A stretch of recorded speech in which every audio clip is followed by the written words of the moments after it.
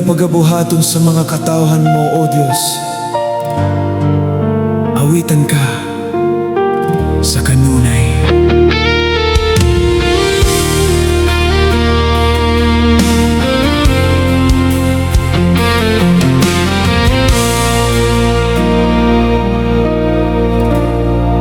O Diyos, sa imong dapit ako magadoon, sa imong presensya adunay katagbawan. Ipataas ang mga tingog sa pagsimba, dalaygo ng ngalan mo, O Jesus.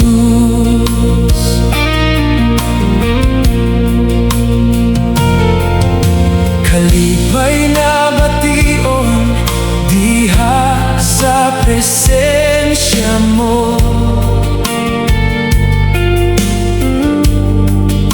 puno sa grasya ang gipaambit mo. Halayo man ang langit apanhadol, ikaw nga kanunay